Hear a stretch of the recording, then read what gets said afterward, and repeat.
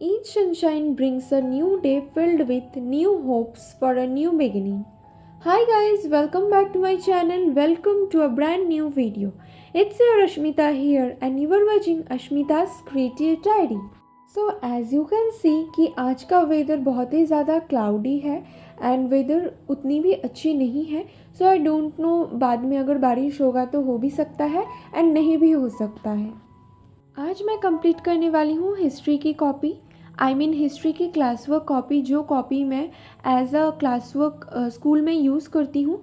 उसी कॉपी का काम बहुत सारा बचा हुआ है क्लास वर्क. सो उसी को मैं आज कंप्लीट करने वाली हूँ एंड यू कैन सी कि मैं अपनी जो ब्लैक एंड ब्लू पेन है, कलरिंग पेन्स है एंड स्केच पेन्स है, सारे पेन्स को मैं अपनी पेंसिल पाउच से पेंसिल होल्डर पे अरेंज कर रही हूँ ताकि मुझे इजी हो लिखते टाइम. सो अभी फ़िलहाल यही कंप्लीट करूँगी. अगर बाद में कुछ टाइम मिलता है एंड एनर्जी रहता है फिर ही मैं रीड आउट कुछ कर लूँगी, अदरवाइज़ नहीं. एक्चुअली नोट्स हो या कुछ लिखने का काम हो, लिखते लिखते ना इतना ज़्यादा लेट हो जाता है कि बाद में कुछ पढ़ने का मौका ही नहीं मिलता है. हाँ, ये सच है कि मेरी जो इंग्लिश हैंड राइटिंग है ना वो मॉडरेट है. बहुत ज़्यादा मतलब इंग्लिश की जो हैंड राइटिंग की स्पीड है वो मॉडरेट है. बहुत ज़्यादा स्लो भी नहीं है और बहुत ज़्यादा फास्ट भी नहीं है. मैं मॉडरेट लिखती हूँ क्योंकि हर एक वर्ड मैं जिस तरीके से लिखती हूँ बाद में मुझे वो वर्ड समझ में भी आता है एंड मैं बहुत अच्छे से पढ़ भी पाती हूँ.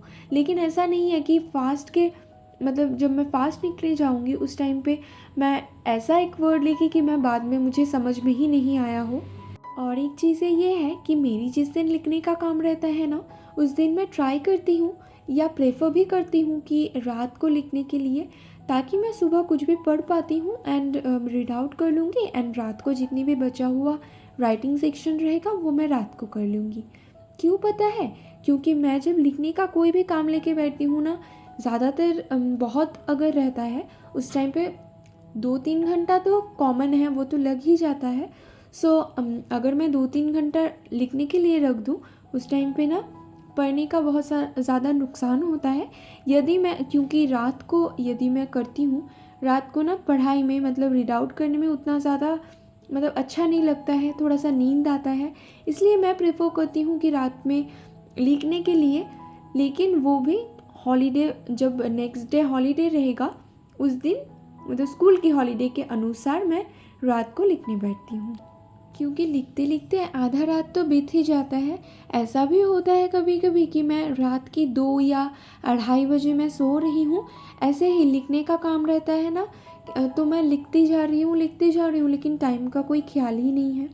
सो इस तरीके से होने से ना नेक्स्ट डे मॉर्निंग जब मैं स्कूल के लिए उठती हूँ उस टाइम पे उठा नहीं जाता है मेरे से. किसी किसी टाइम ऐसा भी होता है मेरा स्कूल भी मिस हो जाता है, ट्रेन अगर मिस हो जाता है तो मेरा स्कूल भी मिस हो जाता है.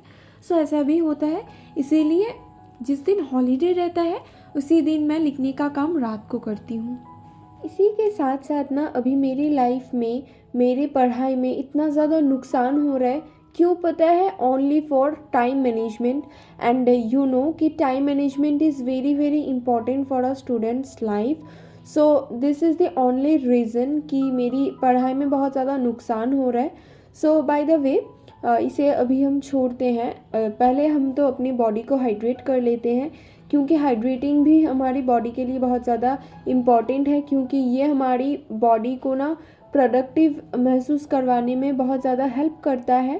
कुछ देर पहले ही मैं आप लोगों के साथ शेयर कर रही थी ना कि आज का वेदर बहुत ही ज़्यादा क्लाउडी है एंड यू नो अभी बहुत ज़ोर से बारिश भी होने लगी है एंड बाहर का वेदर का जो लाइट है ना वो पूरी की पूरी डार्क हो गई है. बिल्कुल भी बाहर से सनलाइट नहीं आ रही है.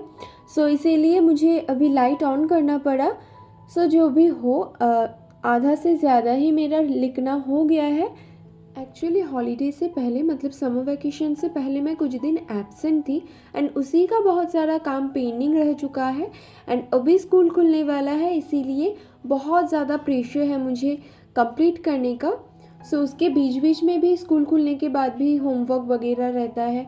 सो उसी का भी काम पेंडिंग हो जाता है, क्योंकि होमवर्क अगर कंटिन्यू बेसिस पे नहीं करना मतलब नहीं करते हैं ना, बहुत ज़्यादा पेंडिंग काम हो जाता है।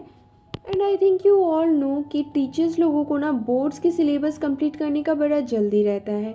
जैसे 10th एंड 12th का सिलेबस उन लोगों को complete any how any cost complete बहुत जल्दी ही करना होता है। उन लोगों को लगता है कि जितनी जल्दी हो सके उतनी जल्दी ही कंप्लीट कर दिया जाए तो उन लोगों के लिए फ़ायदा है। लेकिन हम लोगों का बहुत ज़्यादा प्रेशर हो जाता है, क्योंकि हम लोग को बहुत जल्दी जल्दी से एंड बहुत ज़्यादा लिखने का काम पेंडिंग हो जाता है, बहुत ज़्यादा लिखना पड़ता है। क्लास वर्क में भी, होमवर्क में भी, ऑल ओवर हम लोगों को बहुत ज़्यादा लिखना होता है, प्रेशर बहुत ज़्यादा हो जाता है। इसी के बीच आप लोगों से बात करते करते ना मैं एक 5 मिनट्स का ब्रेक ले ली थी। एक्चुअली मैं कंटिन्यूअस लिख रही हूँ, एंड कंटिन्यूअस जो भी काम आप लोग करेंगे ना, चाहे वो रीड आउट के काम हो, चाहे वो राइटिंग के काम हो, या अदर्स हाउस होल्ड कोई काम हो, सो उसी से ना आपको बहुत ज़्यादा बोरिंग, उस चीज़ में बोरिंग महसूस होगा एंड बाद में भी बहुत ज़्यादा बोरिंग लगेगा। सो इसीलिए मैं थोड़ा सा 5 मिनट्स की एक ब्रेक भी ले ली, अपनी एनर्जी भी थोड़ा सा गेन कर ली। एंड थोड़ा सा भूख तो लगा था, क्योंकि बहुत देर से लगभग 2 to 3 आवर्स मैं पढ़ रही हूँ, मतलब लिख रही हूँ। सो इसीलिए एक छोटा सा ब्रेक भी ले ली एंड एनर्जी भी गेन कर ली एंड थोड़ा मोड़ा कुछ खा भी ली। सो आई थिंक आप सबको ना ये चीज़ को फॉलो करना चाहिए। आप कुछ भी काम कंटिन्यूस ना करें, चाहे वो राइटिंग का काम हो, घर का कोई काम हो, पढ़ाई हो, ड्राइंग हो, सिंगिंग हो, डांसिंग हो, कोई भी काम आपको कंटिन्यूस नहीं करना चाहिए। आप कीजिए, लेकिन उसके बीच में आप 5 मिनट्स का या 10 मिनट्स का एक थोड़ा सा ब्रेक ले लीजिए, ताकि आप आपकी एनर्जी को भी गेन कर सकते हैं, आप आपकी बॉडी को भी हाइड्रेट रख सकते हैं। क्योंकि यू ऑल नो कि हमारी बॉडी को हाइड्रेट करना कितना ज़्यादा इम्पॉर्टेंट है for our daily to daily life, and हर एक चीज़ हमारे जीवन के लिए इम्पॉर्टेंट है।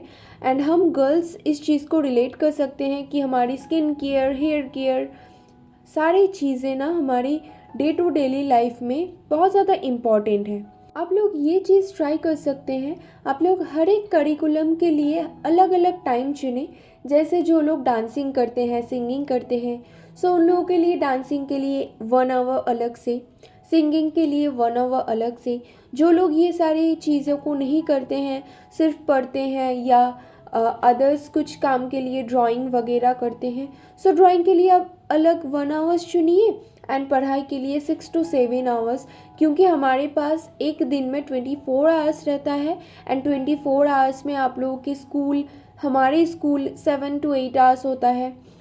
हर एक चीज़ों को लेके, ट्रैवलिंग को लेके एंड स्कूल की टाइमिंग को लेके शायद 7 to 8 आवर्स तो हो ही जाता है। एंड उसके अलावा जितनी टाइम बचा हुआ रहता है, उस टाइम को आप आपकी तरह टाइम मैनेजमेंट की लिए रख दीजिए। जो अभी मेरे लाइफ में भी बहुत ज़्यादा प्रॉब्लम आ रहा है, टाइम मैनेजमेंट। सो इस चीज़ को मुझे बहुत ज़्यादा ध्यान रखना है, एंड आप लोग भी इस चीज़ को बहुत ज़्यादा ध्यान रखिए। So I think this video will be very helpful for you all. Thank you so much for watching this video.